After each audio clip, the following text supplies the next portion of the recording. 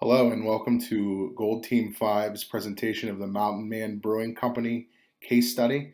Gold Team 5 consists of Ashley Holman, Casey Tibolet, Usman Umar, and yours truly, Jordon Popp. Mountain Man Beer Company was founded in 1925 by Gunter Prangle in the New River Coal region of West Virginia. Mr. Prangle used an old family brew recipe to create Mountain Man Lager. By the 60s, Mountain Man Lager had a reputation as a high-quality beer. The Prangle family has maintained ownership and control of the company.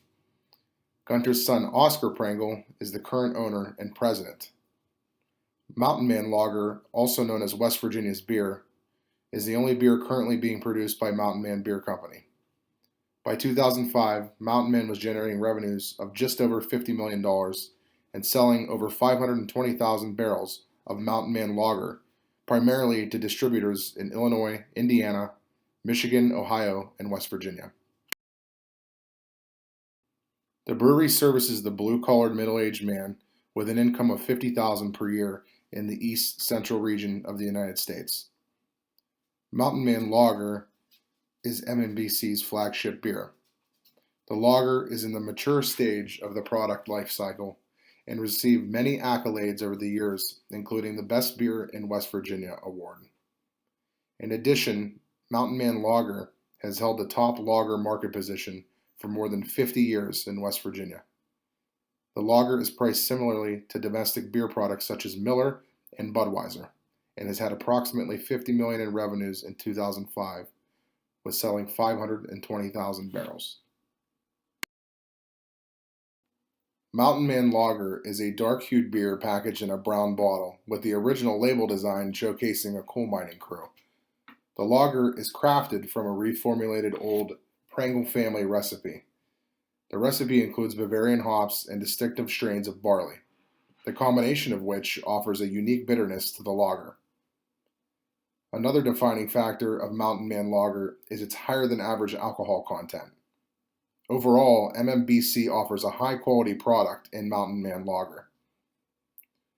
Mountain Man Lager's price is similar to premium domestic brands such as Miller and Budweiser, but is priced below craft beers such as Sam Adams. The average price for a 12-ounce draft beer is $2.25, and the average price for a 6-pack of Mountain Man Lager is under $5. MMBC's promotion for Mountain Man Lager is primarily grassroots marketing. The word-of-mouth marketing has focused on the quality and tradition of the beer.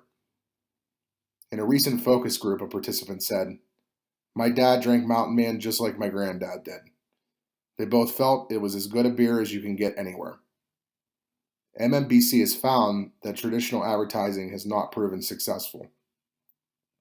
In addition to the word-of-mouth marketing, MMBC has a small sales team that supplements the distributor's sales force, but their main focus is usually serving its biggest customer, Anheuser-Busch.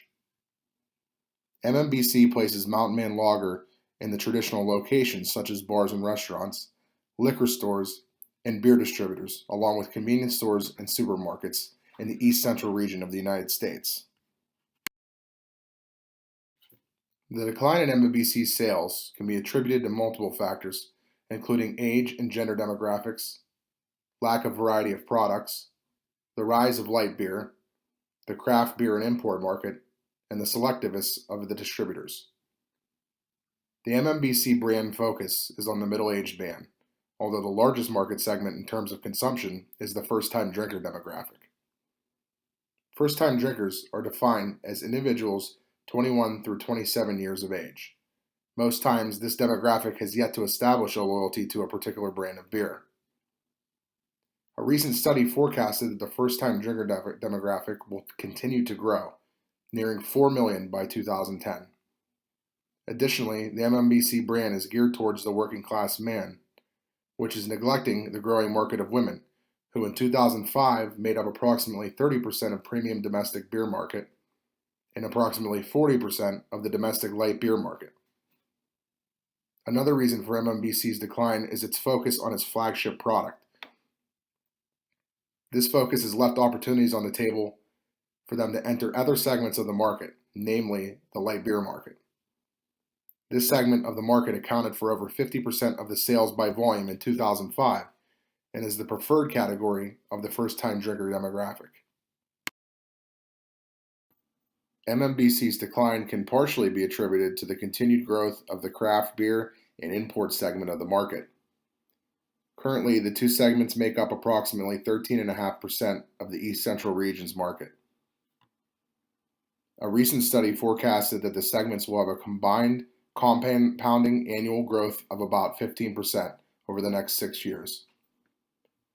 These entrants are crowding the market space and are providing less of an opportunity for MMBC to enter the space successfully. Lastly, the beer distributors are becoming even more selective due to the repeal of certain West Virginia laws. This repeal has allowed the distributors to apply steeper discounts to beers and has caused the distributors to shift their focus to smaller brands. Now, distributors are more selective, only wanting to carry the smaller brands that have high margins and high turnover rates. Now I'd like to focus on the SWOT analysis of MMBC. MMBC capitalizes on its strengths, including its traditional image that has helped it maintain the top lager market position in West Virginia for over 50 years. The decline in sales could be attributed to MMBC offering only Mountain Man Lager. Lagers are not as popular among women and younger drinkers who tend to prefer lighter beers. The increase in popularity of light beers is an opportunity for MMBC to produce a light brew. They could then market this beer to women and a younger demographic. The launch of a light beer could also mitigate the threat of substitute products. The current light beer market is very concentrated, with many light beer products in the market and a high degree of competition amongst the beer producers. This means that MMBC would have to do heavy targeted marketing in order to gain market share. There is also a strong brand loyalty amongst beer drinkers, which MMBC would also have to overcome to gain the light beer market share.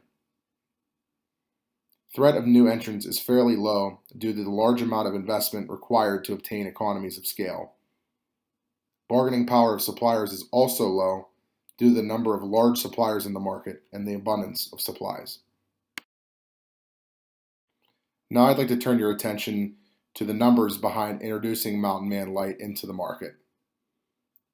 Mountain Man Brewing Company has projected a 2% decrease in revenues all the way through 2010.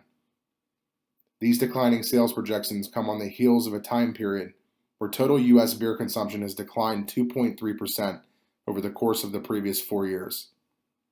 Using some basic assumptions based on the information found in the MMBC 2005 income statement, we have projected net income for the next 5 years.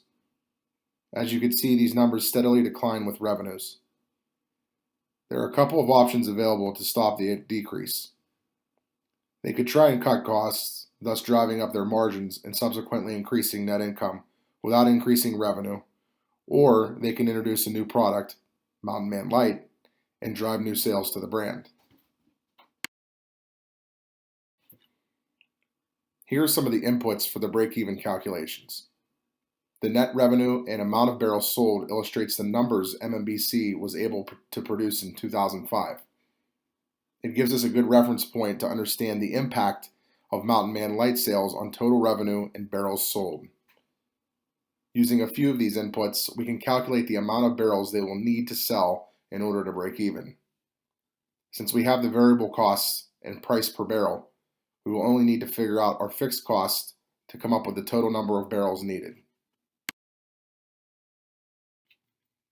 The only fixed costs associated with Mountain Man Light are SG&A costs and the 6-month advertising campaign. These costs total $1,650,000. To calculate a break-even analysis, you will first need to figure out your contribution margin. This is as simple as subtracting your variable costs from the selling price per barrel. Once the contribution margin is calculated, which in this case is $25.38 per barrel of Mountain Man Light, you will divide your fixed costs by this number. In MMBC's case, they will need to sell 65,012 barrels of Mountain Man Light to break even. After reviewing projections for the new product, MMBC has decided that if they introduce Mountain Man Light into the market, they will be able to capture 0.25% of the light beer market in the East Central region. This market share is expected to grow at 0.25% per year. On the next slide, we will project the market share and revenues attributed to Mountain Man Light. The Eastern Central light beer market is projected to grow at 2%. So as the market grows, MMBC will also enjoy some additional growth in revenues, along with the 0.25% projected market share growth. You will also note that since variable costs can change based on the amount of units produced, their variable costs will rise as market share rises, thus increasing costs. The initial fixed cost includes the SG&A and advertising costs, but after 2006, the advertising expense drops off and only the SG&A cost remains. Initially, Mountain Man Light will lead to negative net revenues, but by year 2 they are projected to be in the black with this product. Relatively speaking, this is a quick turnaround for a new product in a regional market. The projected light beer revenues were added in with the lager revenues, and a cannibalization projection was completed. Cannibalization is the reduction of an existing product's sales when a new product is introduced by the same producer. The thought is, how many of MMBC's existing customers who already drink the lager will switch to Mountain Man Light once it is available for purchase? The projections were made at 5, 10, 15, and 20%. At the most optimistic projection of 5% cannibalization rate, MMBC is looking at a $2,471,560 loss of revenue in 2006. But by the next year, they will experience a 15% increase in net revenues over and above what they would have brought in by not introducing the light product at all. At the most conservative estimates, they will experience a 20% loss of revenue in the first year, and it will take until 2008 before they have a noticeable increase in net revenues by introducing the light product. After reviewing the facts and figures, launching Mountain Man Light is the right choice. Mountain Man Light will be promoted as a light premium beer. The product will be packaged in the same brown bottle as Mountain Man Lager for recognition, but Mountain Man Light will have a label designed to appeal to the target audience of first-time drinkers and women. To catch the eye of the consumer and to stand out in the crowded market, the label should be brightly colored. Although MMBC is now introducing a light beer into the mix, the brewery should not sacrifice its unique flavors or quality and should continue to offer high-quality product the brewery has come to be known for. In order to remain competitive, Mountain Man Light should be offered at a similar price to the premium domestic light brands such as Miller and Budweiser. MMBC should promote its new product at happy hours and during a WVU football game and other college sporting events. During these special events, the price of Mountain Man Light should be temporarily reduced, which will provide more of an opportunity for the target audience to choose our product over an alternative premium light beer. MMBC's promotion for Mountain Man Light will take a different approach than Mountain Man Lager. The difference in approach is attributable to the difference in target audience. For this product, MMBC will need to spend approximately $750,000 to heavily promote the product for the first 6 months after the launch. This one-time advertising cost will allow for formal advertising at college stadiums and arenas. The advertising fee will also allow for the creation of social media accounts for the brewery and on all social media platforms and create a buzz about the new product. Hashtags like MMLightPride and hashtag Respect the Light should be incorporated in the social media blast and informal advertising to gain traction with the audience. Additionally, the cost will allow for product promotions during happy hour and sporting events at the target audience's favorite spots, including bars and restaurants.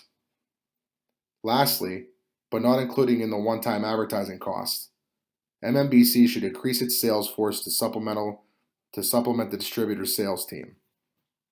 With a new product, the sales force will need to grow. MMBC will place Mountain Man Light in all the traditional locations, such as bars and restaurants, liquor stores, and beer distributors, along with convenience stores and supermarkets. The difference between Mountain Man Light and Mountain Man Lager is that Mountain Man Light will be placed in bars and restaurants that appeal to the target audience of first-time drinkers and women in the East Central region. In order to continue the success of the family-owned brewery, the right option for MMBC is to introduce the Mountain Man Light into its product portfolio. Introducing Mountain Man Light will increase awareness to the overall brand, which can help launch Mountain Man Light and potentially reinvigorate MMBC's flagship product, the Mountain Man Lager, which could help provide for growth to the top and bottom line in the long run and could create new opportunities to introduce other products. Although there is a chance for some cannibalization of Mountain Man Lager, the pros strongly outweigh the cons in this situation. Cheers to a successful future MMBC. This has been Gold Team 5's presentation of Mountain Man Brewing Company case study. Thank you for watching.